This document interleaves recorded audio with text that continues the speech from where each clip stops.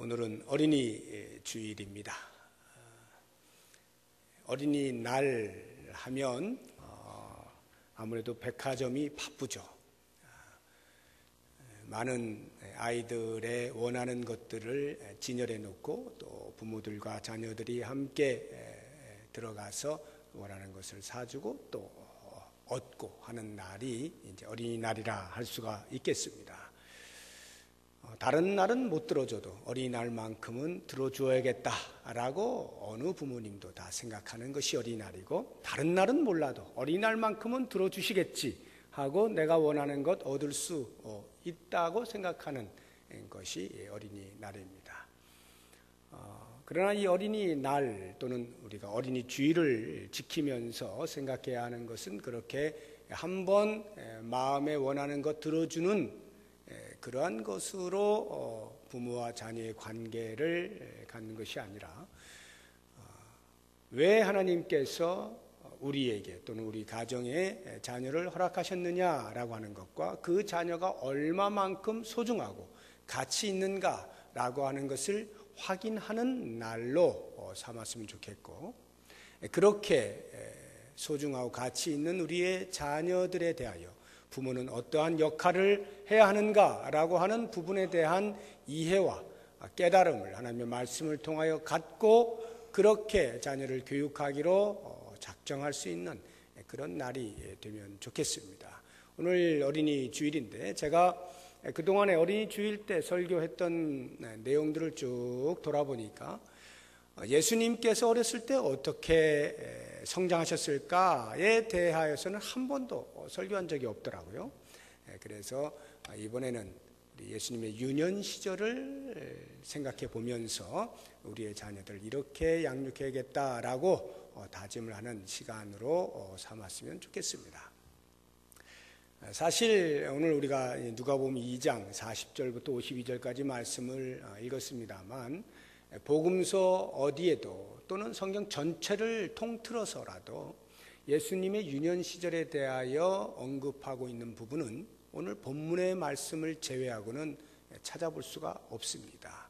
왜냐하면 성경은 예수님의 어린 시절이 어땠느냐를 우리에게 들려주기 위한 목적으로 쓰여진 것이 아니고, 죄 있는 인간을 어떻게 구원하시기 원하시는가라고 하는 하나님의 마음과 그 방법들을 알려주는 것이 성경이기 때문에 예수님의 어린 시절보다는 예수님의 공생애에 초점이 맞춰져 있고, 모든 것이 인간의 구원에 관련되어져서 집중하여 쓰여져 있기 때문에 어린 시절에 대해서는 사실 언급이 별로 필요 없다라고 하는 것이죠.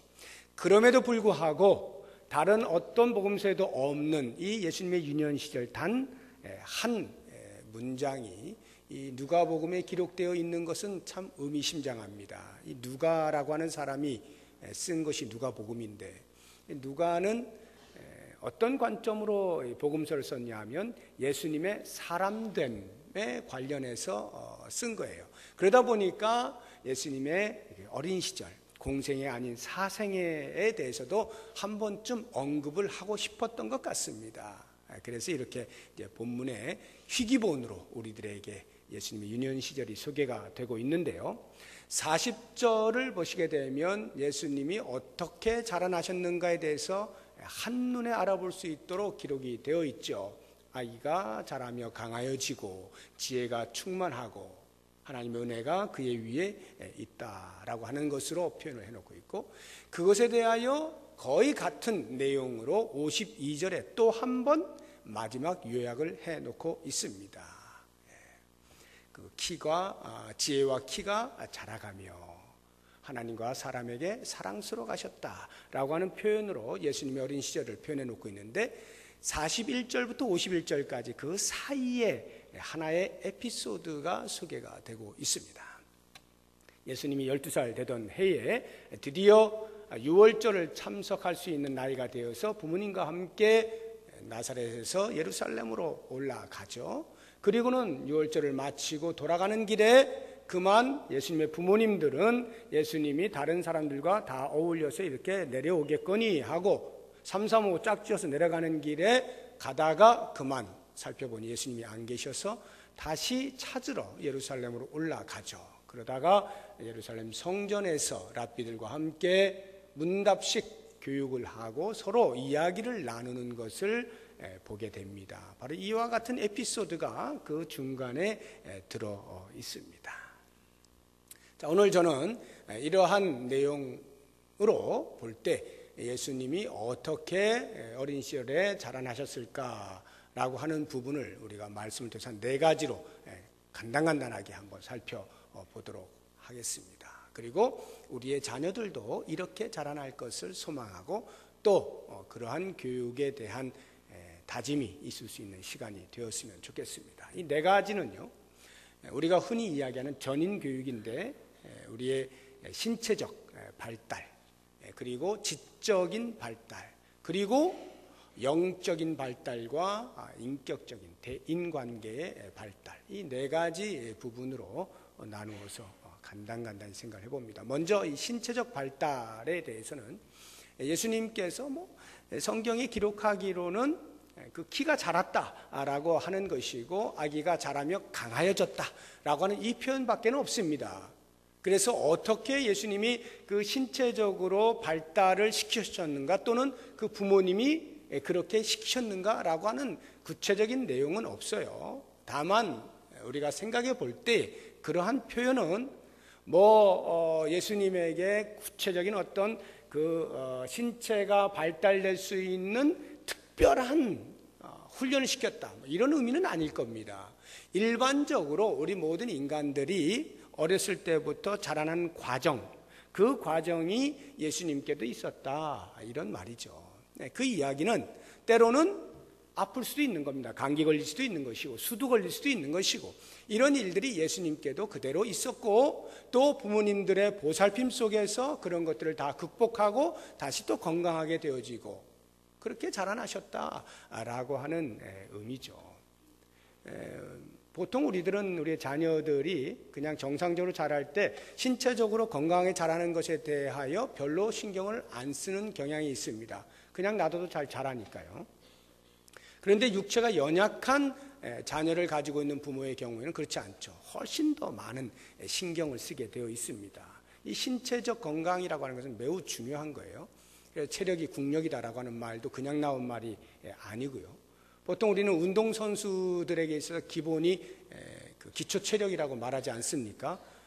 그러나 그것은 비단 운동선수에게만 필요한 것이 아니라 공부하는 자녀에게도 마찬가지고 무엇을 하는 자녀에도 기초 체력이 가장 중요한 것입니다. 그래야 책상에 오래 앉아 있을 거 아니에요. 피아노를 쳐도 오래 앉아 있으려면 체력이 돼야 되는 거죠. 나 힘들어서 더 이상 못하겠어요 라고 하는 자녀에게 그래도 앉아서 공부해 이렇게 할 수는 없잖아요.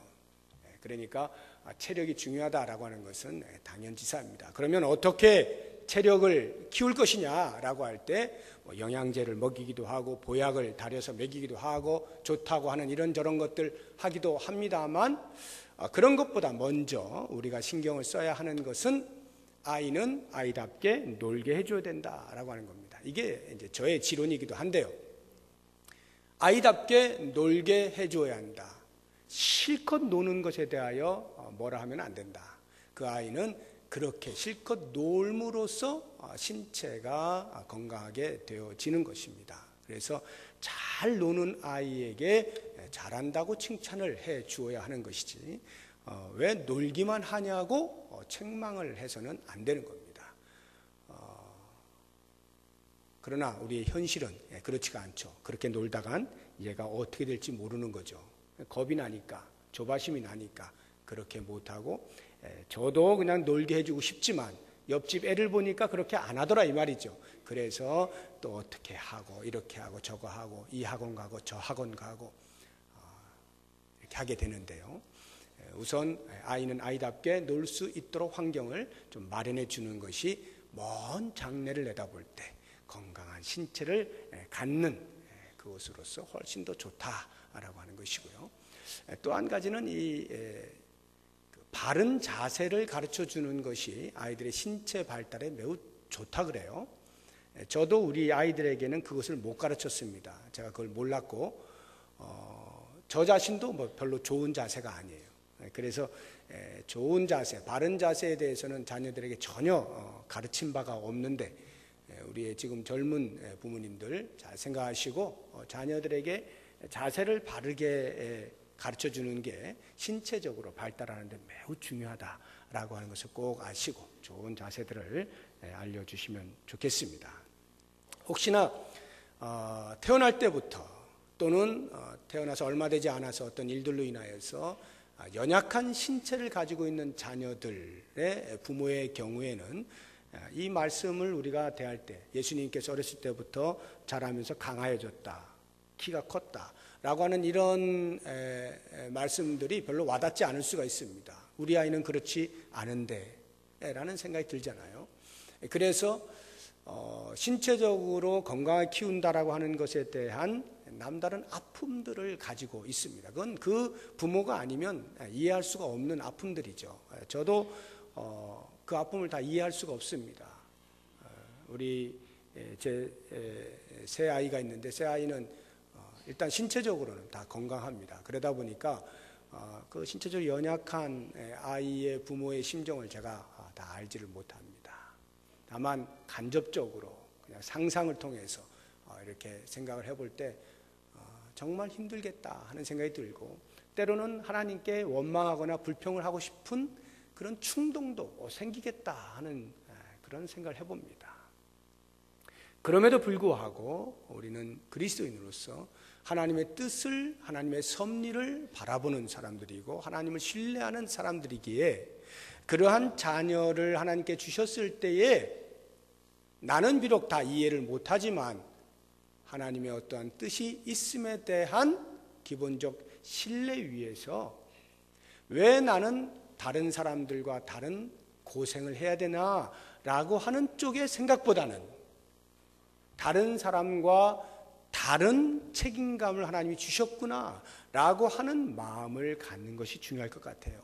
그랬을 때에 그 상황 속에서 그 자녀의 신체적 발달을 위해서 그러면 나는 어떻게 할까에 대한 더 구체적인 생각들을 할 수가 있고 그런 책임감을 가지고 키울 수가 있지 않나 하는 생각이 듭니다. 레나 마리아라든가 아니면 닉 부이치치 같은 이러한 태어날 때부터 신체적 결함을 가지고 태어난 자녀들조차도 그 부모들의 열심을 통해서 비록 그런 결함 자체가 어떻게 달라지는 것은 아니라 할지라도 정상적인 신체를 가지고 있는 사람보다 더 건강한 모습으로 활발하게 사회생활을 하는 것을 우리는 영상들을 통하여 보지 않습니까? 이것은 부모의 역할이 그만큼 크다라고 하는 것을 대변하는 겁니다.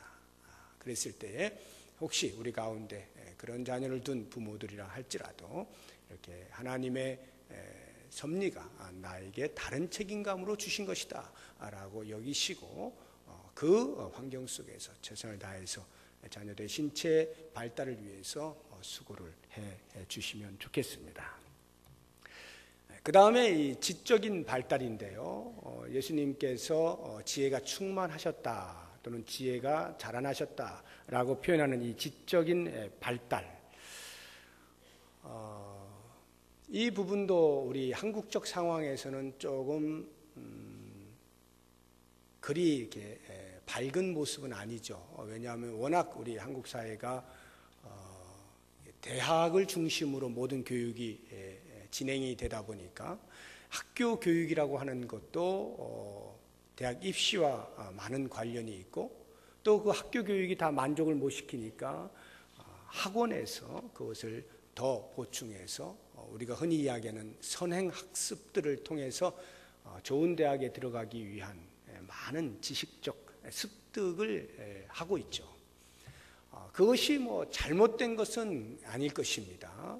지식을 습득한다는 것이 잘못된 건 아니죠. 그러나 그 목표가 입시라고 하는 것이라고 할 때에 그 습득되어지는 지식의 그 한계, 얼마나 많은 지식들이 있는데 대학을 들어가는 입시와 관련되어진 지식들을 습득하는데 대부분의 시간을 투자한다는 것이 어쩌면 우리의 자녀들의 다시 돌아올 수 없는 기간에서 훨씬 큰 손해를 보는 것은 아니냐 하는 생각이 듭니다. 물론 우리나라 사회 속에서 좋은 대학을 나와서 어떤 이렇게 나아가는 것들을 볼 때는 그런 입시에 대한 유혹을 뿌리칠 수 없을 것 같기도 합니다만, 우리가 좀 더 세상을 넓게 바라보면 우리의 자녀들이 그러한 지식들뿐만이 아니라 훨씬 일반적인 지식의 습득들을 위하여, 세상을 아는 습득들을 위하여서도 우리가 교육을 해야 할 책임이 있다라고 하는 것입니다. 이 땅에는 많은 나라들이 있습니다. 우리 한국이라고 하는 이 대한민국 안에 자라나고 있는 우리 아이들이 많은 나라들이 있음을 알고 그 나라들의 문화와 역사들에 대하여 관심을 갖도록 하고, 그 지리 그리고 그 자연 환경들, 그런 것들을 통해서 하나님을 더 많이 알아갈 수 있도록 하는 것, 이러한 일반적 교육의 어떤 지식의 습득들이 매우 중요하다라고 하는 것입니다. 그래서 그러한 것에 대해서는 사실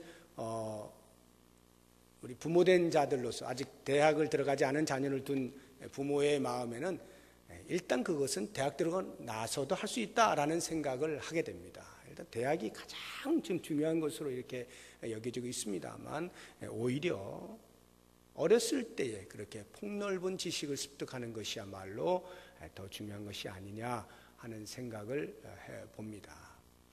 물론 그렇게 해서 그러면 대학 못 들어가면 네가 책임질래? 라고 할 때 제가 저라면 저는 책임집니다. 저는 제 자녀들에 대해 제가 책임을 그렇게 질 수 있는데, 여러분들의 삶을 제가 책임을 질 수는 없겠죠. 그러나 한 번쯤 생각을 해보십시오.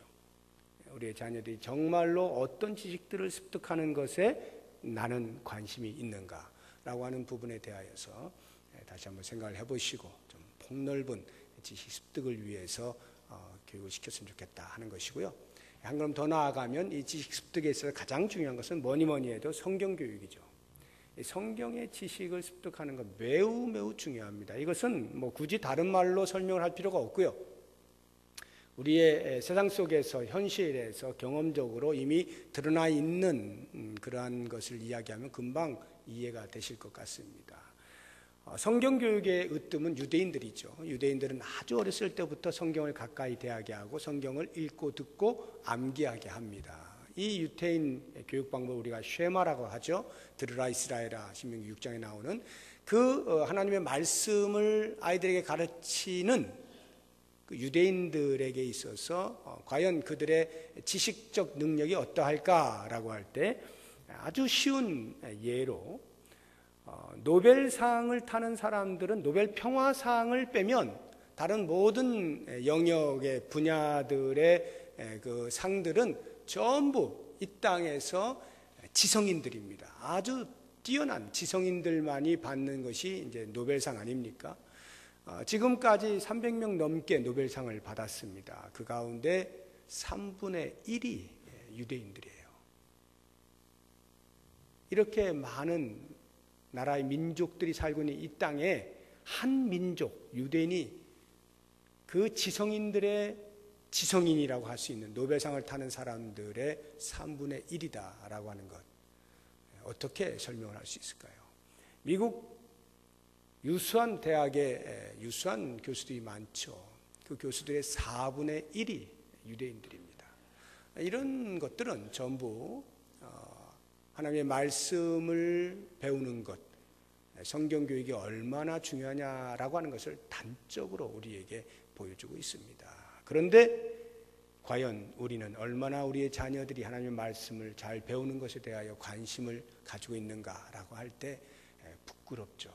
저 자신도 부끄러울 정도로 자녀들에게 하나님의 말씀을 강조하거나 깊이 있게 가르치거나 그럴 기회를 잘 갖지 못합니다. 정말 안타까운 일인데, 어찌하든지 가정에서 교회에서 틈만 나면 하나님의 말씀을 배울 수 있도록 격려하고 권면하고 교육시키는 것이 매우 중요하다라고 하는 것입니다. 자, 이제 세 번째로 예수님의 어린 시절을 보게 되면 영적으로 매우 발달하셨음을 우리가 볼 수가 있는데, 이 영적인 발달의 근거는 하나님의 은혜가 그에 위해 있다라고 하는 표현입니다. 또는 하나님과 사람에게 사랑스러워 가셨다라고 할 때 하나님 앞에 사랑스러워 가시는 것, 이 하나님의 은혜, 이것이 예수님 위에 있다라고 하는 이게 뭐가 그렇게 중요하냐라고 할 때요, 우리가 건강하고 지식이 많아요. 지가 충만합니다. 그럴지라도 만약 하나님의 은혜가 없으면, 또는 하나님의 은혜를 무시하면, 하나님의 은혜를 소홀히 하면 그 사람은 틀림없이 100이면 100 교만해집니다. 그건 당연한 거예요. 다른 사람보다 내가 뛰어난 것에 대한 우쭐함이 있는 것은 당연한 것입니다. 자랑스럽죠. 그런데 하나님의 은혜가 빠지면 그것이 교만으로 가게 되고, 교만은 그 사람을 멸망으로 인도하는 겁니다. 그러니까 아주 똑똑한데 공동체로부터 추방을 당하는 겁니다. 공동체에 쓸모없는 인간이 되고 마는 겁니다. 하나님의 은혜가 없으면 교만하고, 교만하면 멸망으로 치닫게 됩니다. 하나님의 은혜는 사람을 겸손하게 만듭니다. 하나님의 은혜로 제가 여기 있습니다 라고 고백할 때 그 사람이 공동체에 공헌할 수 있어요. 자신의 가지고 있는 지식과 자신의 체력을 통해서 기여를 할 수가 있게 되는 겁니다. 이 누가복음 2장 40절에 나오는 하나님의 은혜가 그의 위에 있다라고 할 때 이 은혜가 헬라어로 카리스예요. 카리스. 제가 여기 부평인가 저희 계양군가 어디에 보면 카리스 호텔이 있더라고요. 아마 그 호텔 사장님이 헬라어를 좀 아시는 분인 것 같아요. 카리스, 이 은혜인데요, 누가복음 2장 52절에 나오는 하나님과 사람에게 사랑스러워 가셨다라고 할 때 이 사랑스러움, 이 단어가 카리트입니다. 이 카리트가 카리스라고 하는 단어에서 파생이 된 겁니다. 그러니까 기본어가 카리스예요. 공교롭지 않습니까? 아니, 아주 흥미롭지 않습니까? 하나님의 은혜를 다른 말로 표현하니까 하나님에게 사랑스러워 가셨다. 그러니까 하나님으로부터 사랑을 받는다, 또는 하나님을 사랑한다, 하나님의 기쁨이다, 이런 표현이에요. 무슨 말이냐 하면 하나님과 내가 친밀한 관계를 갖는다, 이런 말이에요. 하나님의 은혜가 있다는 말은 하나님과 내가 친밀한 관계를 갖고 있다라고 하는 말이죠. 이것이 얼마나 중요한지 모릅니다. 하나님을 알아가는 것, 하나님과 깊은 관계를 맺으며 살아가는 것, 이것보다 더 중요한 것이 우리의 자녀에게는 없어요. 그래서 하나님께서 예수님이 공생애를 시작하실 때 성령이 비둘기같이 내리시면서 세례를 받으실 때 말씀하신 것이 있죠. 하늘에서부터 너는 내 사랑하는 아들이라, 내가 너를 기뻐하노라. 너는 내 사랑하는 아들이라, 내가 너를 기뻐하노라. 내가 너를 기뻐하노라. 나의 은혜가 네 위에 있다, 이 말이에요. 우리의 자녀들 위에 하나님의 은혜가 있다면 하나님께서 우리의 자녀들을 바라보고 내가 너를 기뻐한다, 이렇게 표현하는 것이거든요. 얼마나 멋진 말입니까? 그러므로 부모된 우리들은 우리의 자녀들이 하나님과 평생 친밀한 교제를 나누며 살 수 있도록 끊임없이 격려해야 되고 말해 주어야 되고 권면하고 격려를 해야 합니다. 예수님의 부모를 보세요. 요셉과 마리아는 그들이 예수님의 영적인 발달을 위해서 무엇을 했다는 구체적인 언급은 없으나 그들의 행위 속에서 우리는 충분히 유추해 볼 수 있습니다. 그 부모들은 매년 나사렛에서 예루살렘까지 그 먼 길을 주저하지 아니하고 6월절만 되면 올라가는 거예요. 6월절만 되면 올라가는 거예요. 어렸을 때부터 부모가 그렇게 6월절만 되면 예루살렘으로 나아가는 그 모습을 보고 자라난 예수님이 과연 어떠한 생활을 했을까요? 나도 나이가 되기만 하면 엄마 아빠 따라서 올라가야지, 이런 생각하지 않았겠어요? 예루살렘 올라간다는 게 뭡니까? 하나님을 배웁는다는 거죠. 하나님과 교제한다는 것이죠.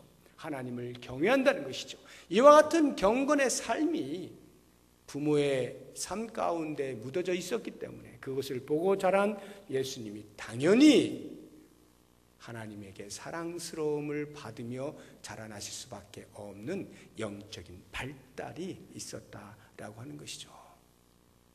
우리의 자녀들이 만약에 건강을 잃거나 지식을 잃거나 아니면 돈을 잃어버린다라고 하면 그것은 이 땅에 있는 것이기에 일시적이고 부분적인 것을 잃는 것입니다. 그러나 만약 우리의 자녀들이 하나님을 모르고 신앙을 잃어버리면 다 잃어버린 거예요. 잠깐 지나가는 이 땅에서의 것들을 아무리 움켜잡고 있다 할지라도 영원에서 영벌로 살아가게 되는 것만큼 더 처참한 일이 어디 있겠어요. 신앙을 잃어버리면 다 잃어버리는 겁니다. 그렇기 때문에 우리의 자녀들이 어찌하든지 하나님과 친밀한 교제를 나누며 평생 살아갈 수 있도록 끊임없이 격려하고 권면하고 가르치고 교육하는 일이 우리 부모의 역할이다 하는 것입니다. 이제 마지막 네 번째로 예수님께서는 어린 시절에 이렇게 하나님과의 관계, 대신 관계에서의 발달뿐만이 아니라 대인 관계에 있어서도 발달하셨음을 보여주십니다. 그게 바로 52절에 나오는 하나님과 사람에게 사랑스러워 가시더라, 사람에게 사랑스러워 가시더라 하는 이 말입니다. 대인 관계, 인격적 발달이 있었다라고 하는 것인데요.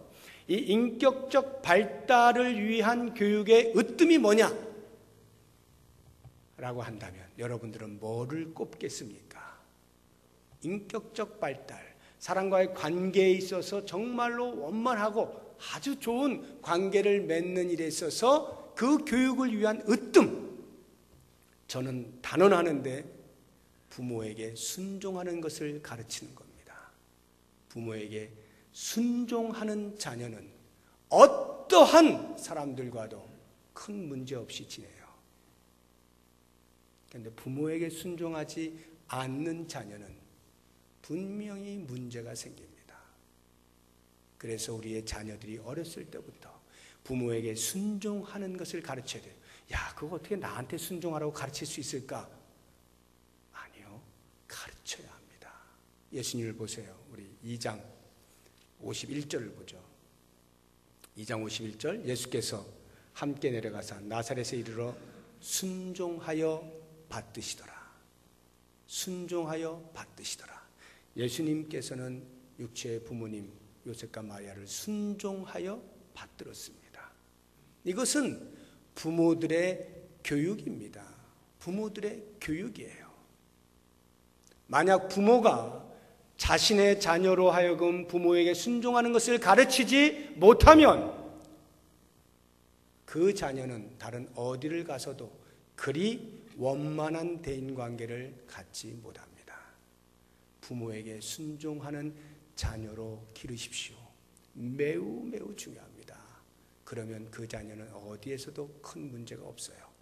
그리고 나서 이제 여러분들이 대인관계를 위하여 자녀에게 교육을 시킬 때 너는 다른 사람들과 관계할 때 이러이러하게 살았으면 좋겠다라고 가르칠 때 으뜸이 될 만한 세 가지를 좀 더 말씀을 드리면 그 첫째가 신뢰입니다. 신뢰. 사람들과의 관계에서 신뢰를 형성하라. 즉 믿을 만한 사람이 되라 하고 가르치는 것이 중요합니다. 우리 남자들 사이에서는 의리라고 말들 하죠.